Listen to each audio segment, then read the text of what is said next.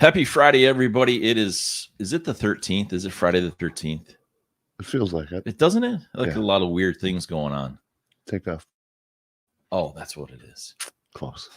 Welcome, everybody, to Shh, It Matters, where we try to just, I guess, shine a light on what's really going on, what's happening in the world, and give some perspective, other people's perspective. I just had a thought here. I'm pretty angry about this. There was this tweet that came out the other day, like the 28th or something, and I was shocked a little bit. But here's what it says. I'm going to show you my phone here. See if we can get that to show up a little bit, but the light um, won't do it. But all right, so this is David Hodge. You ever heard of David Hodge? I believe he's an author. Someone sent this to me. Oppose us for as long as you want. We're going to outlive you and replace every one of you in every state legislature, the halls of Congress, and every court. We're going to win. All because have the most important thing most of those that oppose us don't have: time. Who is he referring to when he says us? He would be a leftist. And that, people, is literally why it matters. You got to look at all the things that are really happening and going on. It's super important not to just take my word for it. Or who's hanging out with me today on my left? This is Craig Euglin. You can find me. No, don't take his word for it either.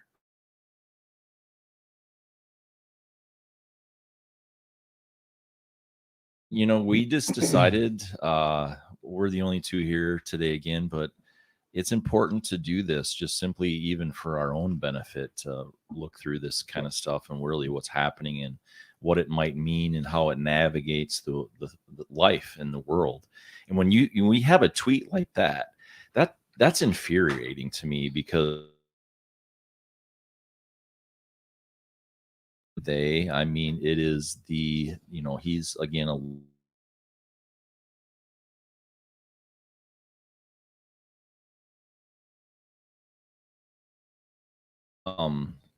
and I'm in the country and I have weird internet. It's always stable before the show, and then the show happens, Craig, and guess what? It just all falls apart. Internet falls apart. So bear with us, but if it does really crash, we'll definitely put this up again later. But it's like they just are totally open and admit it. They are literally doing the same things that they say they fight against, and that's not inclusion of any kind. Well, and how is that fair representation? You're supposed to be representing your constituents, not. Well, he's an author. Okay, but he's speaking on behalf of. Yes, he's got a very leftist viewpoint. And you know what? If you have a leftist viewpoint, that's whatever. That's fine. But look at what that's led to. Some. Yeah, that is. I told you right before we went on the show that I'm just kind of mad about some of these things that are going on, and it's definitely I talked to somebody that said they literally, someone I've known for, I don't know, 15 years. He said, now I want to say, I told him after the conversation, I said, I can't talk to you anymore. I don't want to ever hear from you. I'm like, this is bad, dangerous stuff. He literally said that there is not a Democrat that is bad or evil. Their intentions are good for people and humanity. That's pretty ignorant. That's extremely ignorant. And hopefully, I mean, I would hope that they're just themselves and not to believe that that's how the whole party is. I mean, no, that's the party. That I'm summarizing. They've gone the wrong direction. Yeah, I'm summarizing it. Use those words.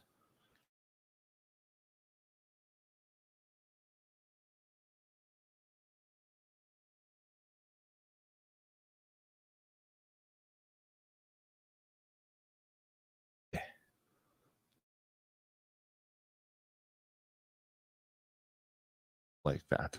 Yes. I don't want to pigeonhole all of them in this, because I've got friends that are left leaning, and I wouldn't think that they would have that same opinion. The loud super lefties. Seems like, anyway, they're the ones that get the airtime. Yeah, you don't hear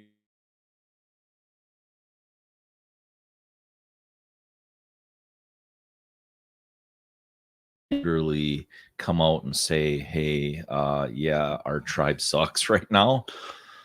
But I don't know. I digress. Should we talk about some? Let's talk about the wonderful Mayo Clinic right away. Should we do that? All right. Yeah. Our local segment today. Y'all are going to want to hear this. My opinion sucks, but it is my opinion.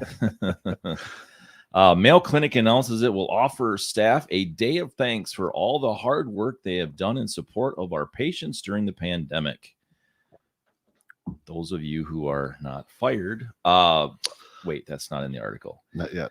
Mayo Clinic said it's closing most of its U.S. outpatient practices and suspending scheduled surgeries on November 26th. In a statement, President and CEO, which I can't pronounce, I'm so sorry, I'm not going to try. Your name is Gianrico Farrugia. Gianrico Farrugia. Gianrico Farrugia. Farrugia. Got it. Thank you. Apparently, he's a very nice guy. I'm sure he is. Yeah. Well, I mean, he's trying to be here. But go ahead. Well, the guy that I was just telling you about is a very nice guy, too.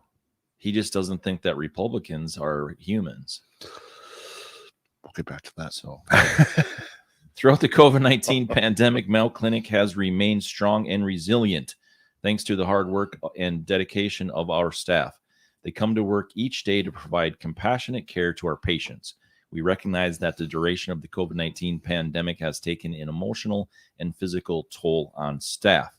This decision wasn't made lightly and is intended to thank our staff and give them time to recharge themselves so they can continue to deliver the best possible patient care. Patients who have previously scheduled appointments in areas that will close on November 26th will be contacted in the coming weeks to reschedule those appointments. Before I get in trouble, let's hear from you first, Craig. This hits close to home for me, quite literally. My wife works at the clinic, and well, she works for Mayo. There's the clinic and there's the hospitals and whatnot. So this is applying to everything but the hospital. And I have to give credit to Dr. Farrugia. I think the previous CEO would have never even considered something like this. Mayo is making record profits because of the pandemic, I'm assuming. No, they're not. They're a nonprofit, Craig. Yeah. Anyway, so it's nice to see that they're at least making effort to thank their employees. I mean, and this isn't a small feat. You know, the rescheduling the patients, that's a lot of work there, but hopefully the patients will understand. But I mean, this isn't, a couple $100,000. This is tens of millions of dollars that Mayo is putting back into their employees as a thank you. And I give them credit for that.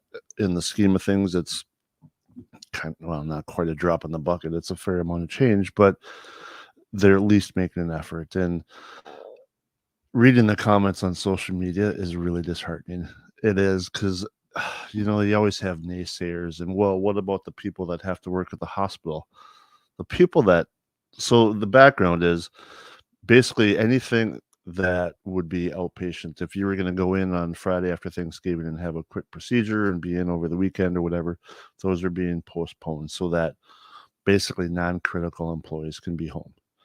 But the hospital has to stay open. There's nothing you can do about that. It's not like you can stop mothers from giving birth, as they've tried to do in New York City. So the complaint from people is, well, what about all the employees at the hospital? Well, they're being taken care of to the point of they're getting paid double time. So if you're an employee making $30 an hour, you're going to make $60 an hour. Plus you get, I believe, like a $500 bonus plus an additional day off, a paid day off. So you do the math on that. That's a pretty big expenditure. So, and it's funny. My wife had, um, she was on a list to have the day off PTO. And so as soon as this came out, she was watching that list, and basically everybody that was asking for the day off has now rescinded that request. And another friend of mine who works there was scheduled to work Friday, and she's had like a dozen people asking to take her shift because they want to make $1,000 in a day. Why wouldn't you? Um, so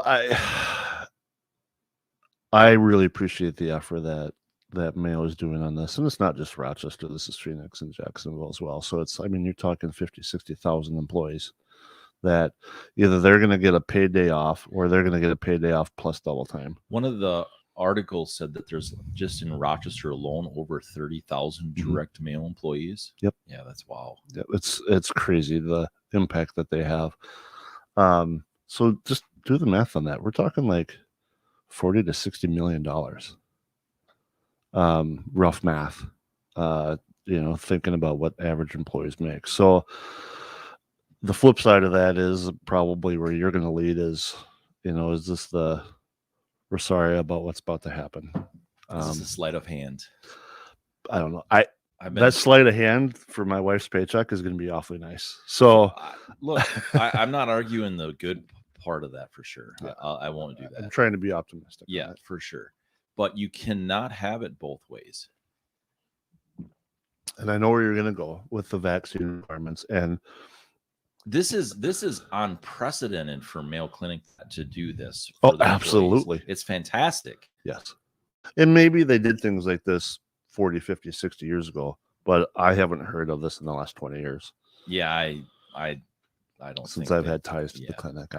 Not personal like myself, right. but yeah. Known enough people that have worked there. I've never seen anything like this. This is pretty big. It's really big. Yeah. Yet our federal government does this all the time for federal employees. Anyway. Yeah. But I don't know. This is a show. It's not a show to be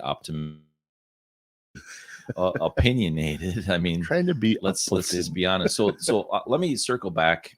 Have I heard that one before? Back. It sounds familiar. Linus. So, let's see. I think it was like 9 people that I've invited onto this show, this specific show. 9 people had liked or commented on that screenshot that I just shared with David Hodge. Okay. But they refused to come on a show.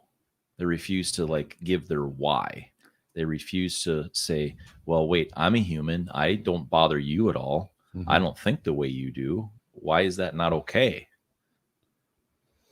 That's this kind of show. Mm-hmm. But yet people refuse to do it. Look, we don't have millions of views. I get that. But it shouldn't matter. Explain your opinion. You don't have to fight for it. But no, right. Why do you feel the way you do? And so when you have something... So what happens in a case like this, this is a complete 100% sleight of hand. The timing of this is, he's not an idiot. Well, no, we know that. Yeah. So the timing of this is suspect at minimum. I mean, I know I've personally been contacted by people that I know, 7 or 8 people that are like, we're scared. We're scared of the vaccine. There's people that this vaccine has been shown to give reproductive issues for young women. It's not a vaccine. I shouldn't even call it that. It's the flu shot. Yeah.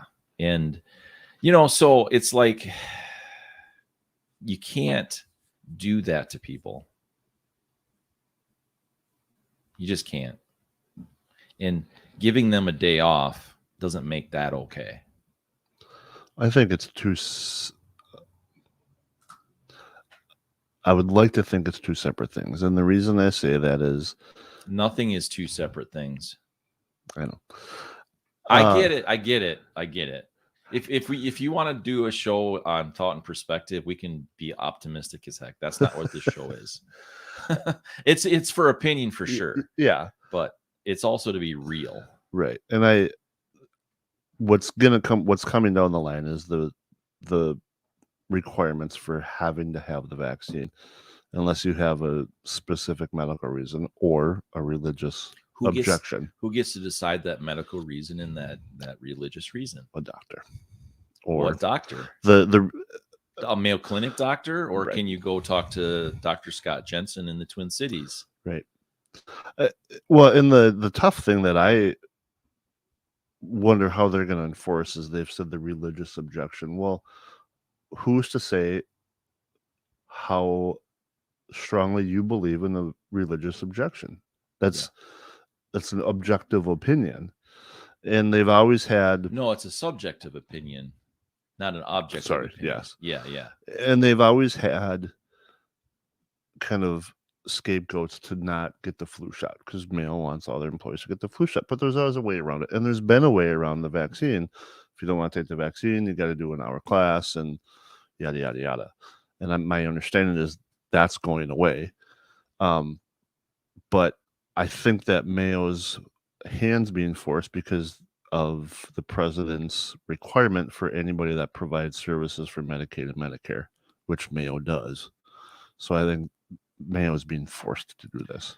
I believe you're absolutely right. And I've talked to, again, like I said, a lot of people, and there's a lot of businesses that are directly connected to the government, and the government's leaning in on them hard. Do you remember what we talked about? I honestly can't remember if it was on the show or off the show, but when some of this stuff started coming out in, probably February, March, we talked about it's coming. The government's not going to mandate everybody get the vaccine. I mean, they said that over and over again. They're going to do everything but right. And now the government's mandating it. Congress doesn't have to get it though. Why?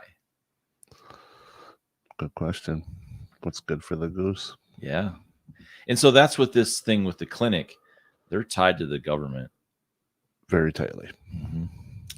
So there's that. Point is, open your eyes, people.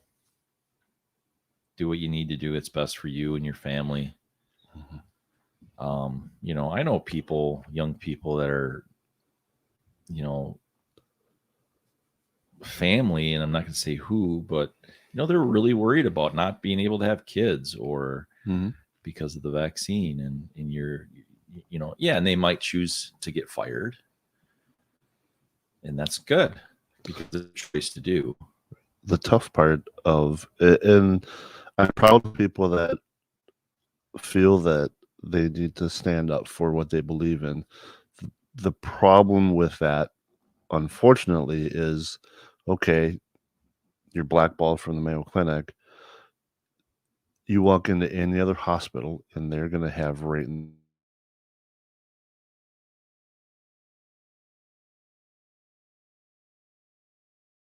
it's going to be. And I would imagine that any nursing or any medical facility whatsoever is going to have the same requirements, which is sad for the people that are trying to stand up for their rights. Yeah, it's sad because the government's leaning in on it and saying, so who's to gain? It's all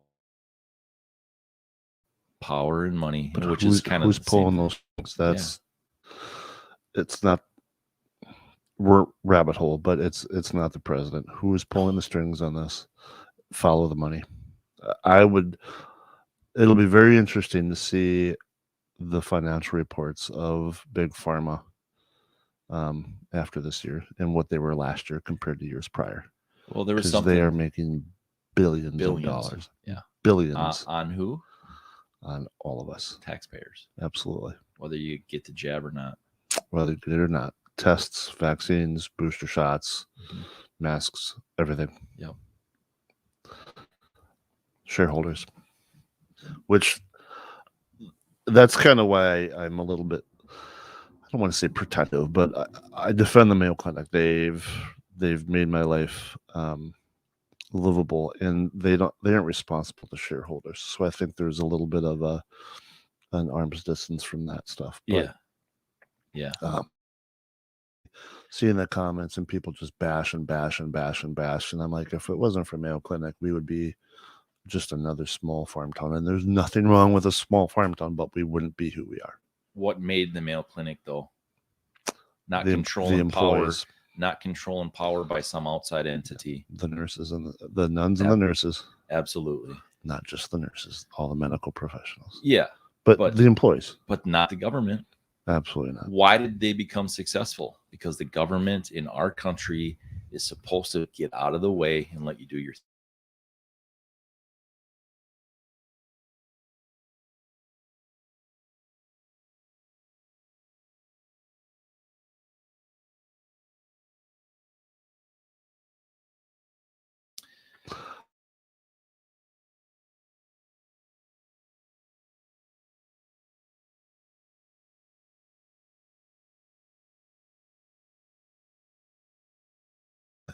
I don't know if it's killing people, but I know. This is so bizarre. I don't get it.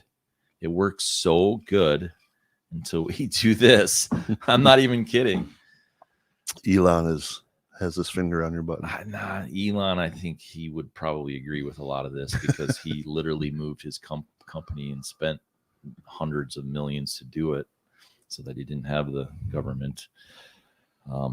Anyway, that's definitely so. I don't know. It's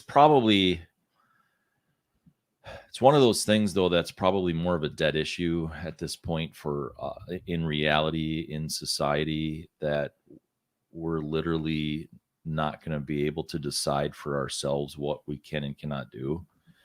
That's becoming more and more obvious. Mm-hmm. There's these big companies like the Mayo Clinic. Well, what if 10,000 people in Rochester decided not to get the jab and leave? What if 5,000 people decided not to go to work? Right. And would shut them down. What if one department said no? Guess what that would do? What if the housekeepers said, nope, we're walking off? Yep. It doesn't have to be the nurses. It doesn't have to be the doctors. It doesn't have to be techs. One small department walking out of that clinic would shut it down. Yeah. And maybe that's what needs to be done.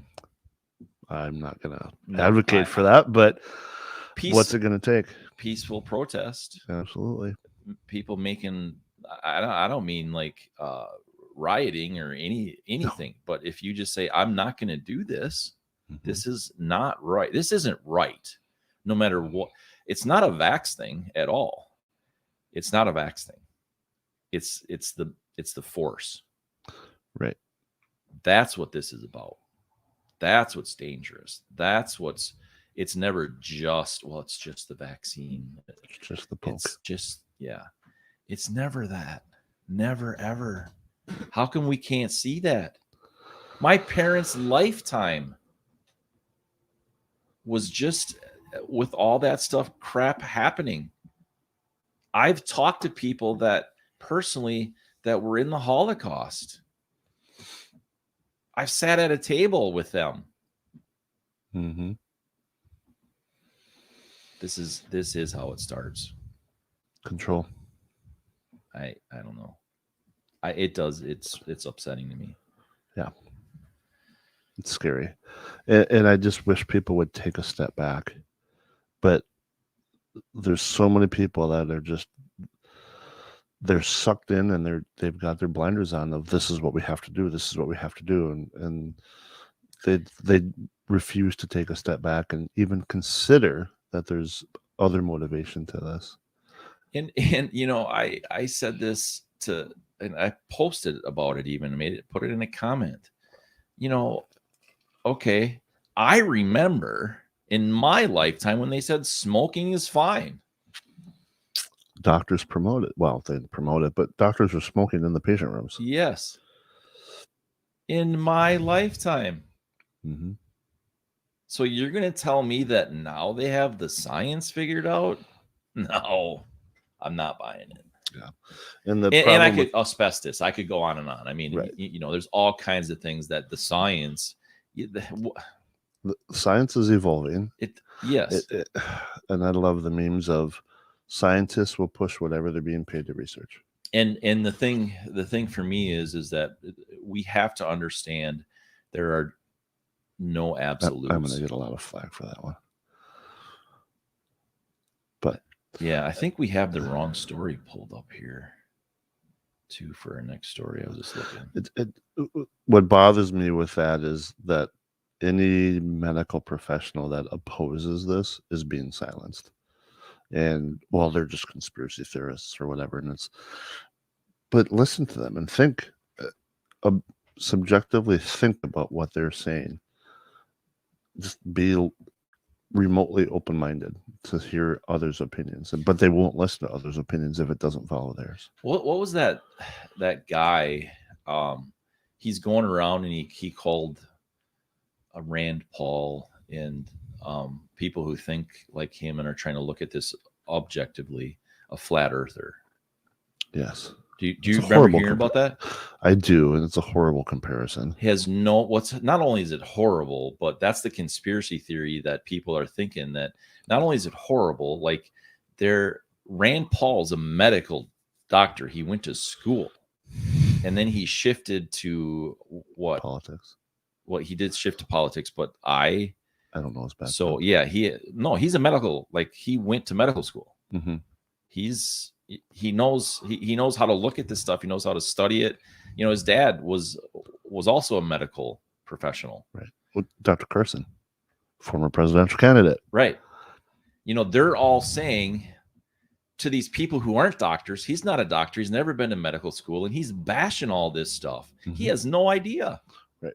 He's following the money. That's it. And they joke about the Facebook medical degrees, but you're not even considering the people that do have medical degrees that oppose your opinion. Yes.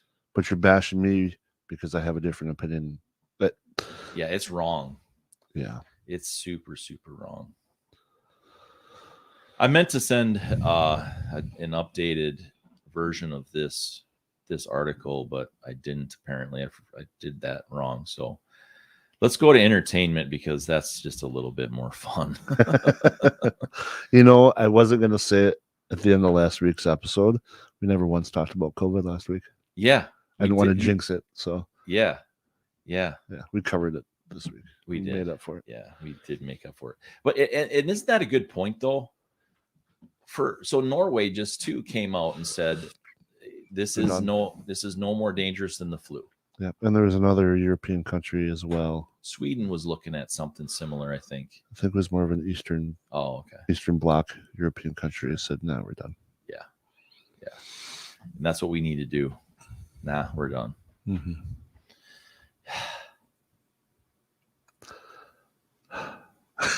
Antonio Banderas and Melanie Griffith's daughter files to legally change her name.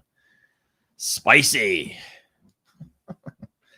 It sounds that way anyway. I know. Antonio Banderas and Melanie Griffith's daughter is filing to legally change her name. Stella Del Carmen Banderas Griffith, 25, is dropping Griffith from her name. Court documents obtained by ET state. She would now go by Stella Del Carmen Banderas. I just want to shorten my name by removing the extra last name. As well, I typically do not use Griffith when referring to myself or on documents. So dropping the name would match my regular use. The docs state to her reasoning why. Stella was born to her famous parents on September 24th, 1996 in Maribel, Spain. She is also the half-sister of Dakota Johnson and Alexander Bauer from Melanie's marriages to Don Johnson and Stephen Bauer, respectively. The name change does not appear to be done with malice. Melanie and Stella spent time just last month as they celebrated Melanie's birthday. She also marked Stella and Antonio hitting the red carpet at the San Sebastian Film Festival. What do you think, Craig? Interesting that you brought this up for entertainment.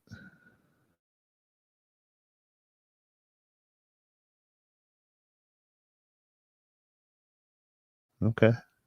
Well, it's the entertainment. It's interesting to me that this is a headline. or this is a musical. She just, it says in here this isn't meant in any malice fashion. She just isn't using to drop it. But I guess it gives them a few minutes in the spotlight. Yeah, exactly. It's kind of interesting because the two of them were huge stars. Oh, yeah, Huge. I'm sure if they're living in Marbella, Spain, they're pretty comfortable with where they are. Totally. Yeah, that's pretty nice. But are they still like Antonio and Melanie? Didn't they split? I thought they did. I haven't been tracking them. I thought they had done so. I mean, I don't know. Everybody probably whatever. Google it. Yeah. But it was pretty interesting that, why not get rid of Banderas, and why has she done that? I think it's here's what it said to me when I read this, honestly. The importance of a father. Yeah. And I think that is so missing in some of these things that, she's not really used Griffith. And that's her mom. Mm-hmm. And I think it looks like Antonio involved in her life, in other articles that I had read. And I think that's pretty important to me as a father. Like, there's my daughter was on the podcast. There's things I missed the mark on. Yep. Right. And mentioned that for the Daughters and Sons days. Yeah. And so it's like they did divorce in 2015. Yeah. Okay. So, I thought I'd heard that before, but yeah. Anyway. Yeah. So so to me, that they're actually putting this out there that because frankly, the narrative was fathers aren't important. Mm-hmm.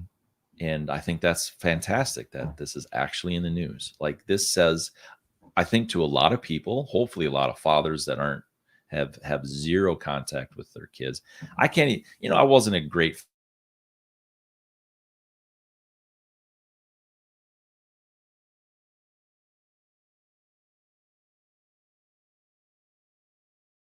that there are a lot of fathers that haven't even seen their own kids. And that's not always at the father's fault. That's not, but a lot of times it is. Yeah. They haven't, whatever, but I'm like, fantastic. They're putting this out there. Mm-hmm. Dad's important. Yep. I wholeheartedly agree. And I see that with my daughter too, is, she's going to be 5 next week. And even at that, I do my best to focus on her, but I still let myself get distracted with other stuff. And it's like, put other stuff down and spend time with your daughter. But we've had this conversation too of when we were kids, our parents didn't sit down and play with us all day long. We did our own thing. Yeah, and I think that's important so too. It's interesting how things have changed that way. But yeah, and I'll have those times where it's like I feel bad because I wasn't focused on my daughter, yet she doesn't hold it against me. She still comes up and loves me. So I guess we're doing something right, but so far anyway. Yeah, I think the important thing is that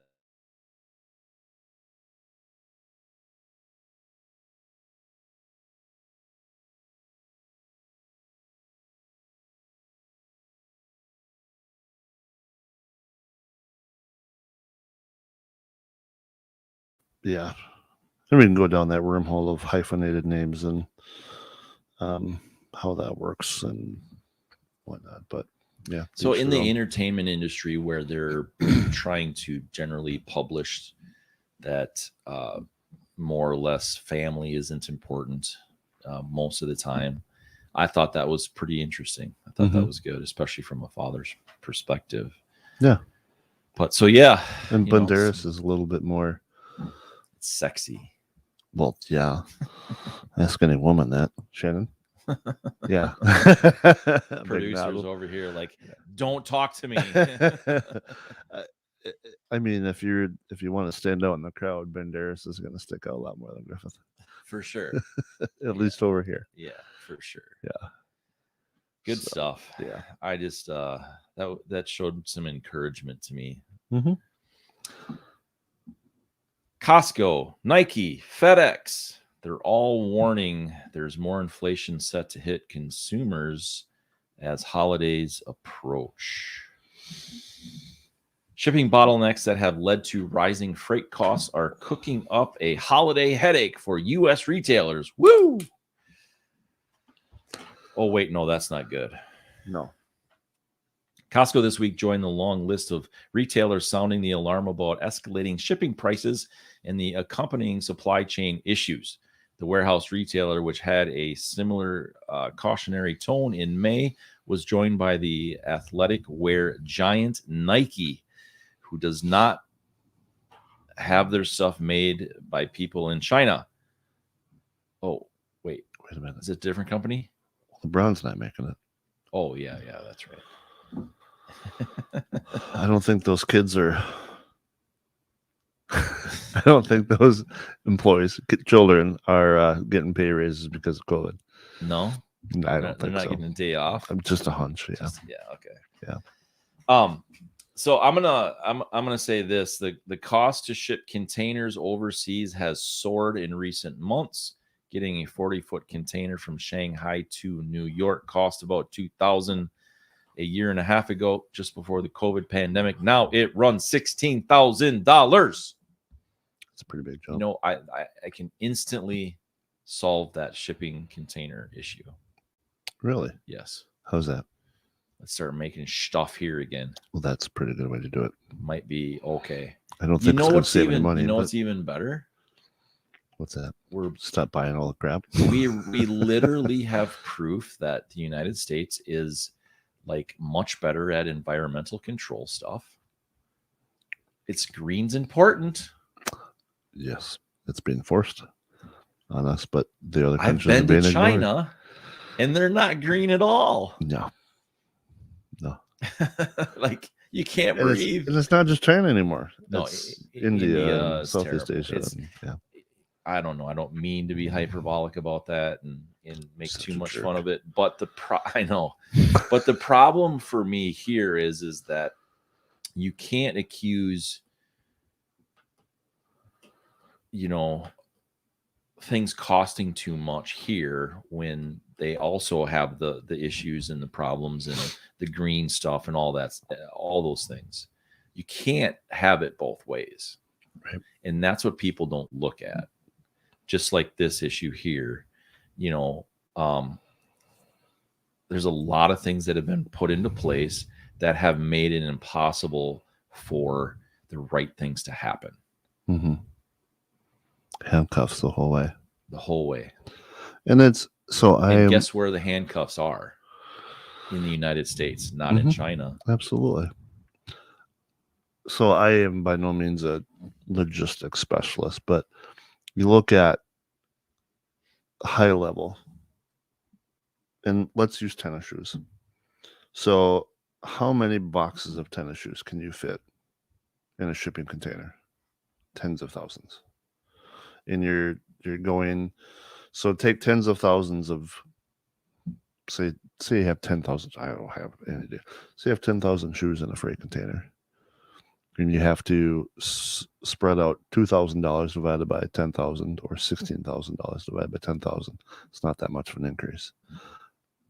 Granted, your port fees are going up and your shipping fees are going up, but I don't know if the truck drivers are making any more money. They're making some more money because there's less of them supply and demand. But in the whole scheme of things, to me, this just looks like a money grab. Yes, costs are going up, but should my $70 pair of tennis shoes now cost $80? I can't see that there's a $10 increase in shipping for a box of shoes out of 10,000 shoes in a freight container. Again, it'll be interesting to see what the profits look like in the next year or two with all this hyperinflation that's being pushed. I think it's being pushed. I don't think it's naturally happening. No, some say it's a correction, and I don't buy that at all. Buy it either. Yeah, for sure. Yeah, go ahead. Who does this help? Follow the money. It's all about money. Yeah. Doesn't help money you and control. me. No. I literally, so I don't know if I talked about this on the podcast or with you at all or whatever, but I have literally had to, and I'm making changes next year because of how much more cost is involved in what I do. I have to do something to make more money. I can't save money anymore. Money doesn't go as far as it used to. No, I can't save. I can't save my way out of this. Right. I literally have to make more money to keep the lights on. Mm-hmm. And by the way, this is all done for free. What we're doing here right now is this is part of just the good for humanities stuff. Yep. And a good part of the problem is COVID caused that. Yeah. So who does it hurt? It puts pressure on the working class person that is, has a pretty tight, strict budget, and they have to make cuts somewhere. Right. It's not the household that is making $80,000 or $100,000 a year. It's the household that's making $40,000 or $50,000 a year. They're the ones that are really going to take in the shorts. Yeah, but even the 80 to 100 are. It still hurts. You're not able to save money at this point, right? Or it's harder. You're having to sacrifice other things. Yep. You're not living as comfortable as you were because your money's not going as far. And it's, the $15 an hour minimum wage, push. Do you not see how that's gonna the more money you make, the more things are gonna cost, because those costs for employees get passed down. So obviously products are going up, and we're seeing that. Your sandwich at McDonald's costs a lot more now because they have to pay their employees more, or they get rid of their employees and they have kiosks. Yeah. And you're going to eliminate the jobs that you're trying to help people make more at. They're just not going to have jobs anymore. Yep. Things are getting automated. What do you think of, is it EBI? Is that how they say that? Or UBI, sorry. Universal Basic Income. Not familiar with it. So, Andrew Yang has a plan that he ran for president on the Democratic ticket. Okay. Little bit smarter than the guy who won, but that's not saying much, but he had a decent universal basic income plan. I don't agree with it, but it was like, that makes sense. It could work. And so that is, you get rid of all other programs, social programs. Mm-hmm. Nothing else, no food stamps, nothing else exists. Here's $20,000, make it work. Yes. Or whatever it is. Right. Yeah. I think it was $1,000 a month or something like that. Okay. Is what he proposed personally. Which depends on where you live. Is how livable your life is. Elizabeth Warren had, I think, some other, a few of them had like something similar, right? But you would eliminate all social programs. Every single other social program would not be funded by any government agency, stuff like that. But every single person, a lot of federal jobs that way. Absolutely. This might not be a bad idea. Absolutely. There's some of it that was really attractive. Yeah. So it was like, let's look at some of these things, the positive side of it. Anyway. But, depending upon where you live, you can't live off of that. But you might have two people in the house, then two people in the house, you each get $1,000 a month. One of you works part-time. You can probably survive. And maybe that's the motivation to better yourself so that you can not just survive, but prosper. Yes. I've interviewed people for a job. This is years ago now. Literally making $70,000, the equivalent of $70,000 a year. 60 or 70? 6270, between 60 and 70. Okay. $1,000 per year. Yep. Between, rent and all the things. And they're like, why should we work? That's what they're making on welfare. Yeah. programs. Yes. Yeah, there's no motivation to work if you're. So, That's a pretty healthy wage. yeah. Yeah. So, anyway, the UBI, that's what's attractive about it. It's like you said, it could get people more motivated. And wouldn't that kind of the fact that they're running on the Democratic ticket, and it's a very progressive. people would, yeah, but then it's gonna people are going back to that they're gonna cut their nose off to spite their face. Mm-hmm. They're gonna vote for this guy because he's a Democrat, yet they're gonna cut their social program income by 200%. Anyway, Oh yeah, it would have been interesting. Yeah, for sure. That's why there was no way he had a chance, right? Because the machine wasn't going to let him have a chance. Yeah, it didn't matter who voted for him or that's a different rabbit hole, I guess. Yeah. So it hurts the person that is paycheck to paycheck, has a little bit of a savings, and it's not a good deal. Christmas is coming. Mm-hmm. Winter's heating for winters right around the corner. And you look at that. So I use Nike tennis shoes or whatever it would be. So that single parent with 4 kids that has to go school shopping and buy their kids new shoes. If each pair of shoes went up $10, that's $40. That means that some of those kids aren't getting the kids aren't getting as many clothes or whatever. Yeah. Exactly. So it's really, what do you sacrifice? Clothes for your kids or food on the table? Yeah. Those are the families that this is all going to hurt. Yeah. And there's a lot of families like that. Mm-hmm. I've been there. Thankful I'm not there now. But it could get that. I mean, I shouldn't even say it like that because I don't. I mean, things are tight.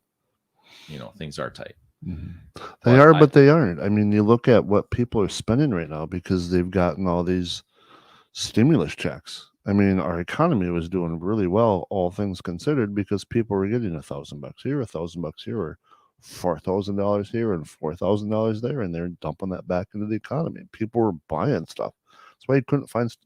One of the reasons you couldn't find stuff on shelves. Part of it is because they couldn't get it over here. The other part is because people were spending money because they had extra money. Totally. So, what do people do when they have money? They spend it. Spend it. So give it back to them. Let them go spend it. Yep. Or just tax them less, and then they'll have more money to spend. That's absolutely. That's Reaganomics. Did they call that? Or trickle down economics. However, but then the meme I saw was it doesn't work. They just build spaceships. Okay, so like 3 billionaires have built their own spaceships. Okay, so what about all the other rich people? They're not building spaceships. The thing that they're not also seeing, the environmental impact that some of these people, billionaires and whatever, have had is significant. The private jets and the not even McMansions, the mansions. Yeah. The 40,000 square foot mansions. But they're creating jobs. Yep. The spaceships they're building are creating a ton of jobs. By the way. Oh, yeah. So you are getting the trickle down because they're spending their money or they're giving it away. So, yeah. It's a tough one. Wrap it up for us, Greg. That's all I got. We could, talk ourselves in circles with that. Yeah, it's people that have money are going to spend it. There's this guy I know that says, maybe you've heard this saying before, watch your own barber. Yeah, I've heard that saying in this room a few times. Yeah. I think that's really a pretty good way to say it. Watch your own barber. Don't worry about what every other person is doing. Yeah. Go out there and make your billions. No one's stopping you. A lot of the billionaires that we have in society today had nothing. Yes. And with total other rabbit hole, it's interesting to watch the ones that have made it themselves and then the next generation or generations that inherited it. Yeah. And how typically different their mentalities are, whether it's local business owners or kids of these inventors or entrepreneurs, and the different work ethics of the generational rich people. What's right.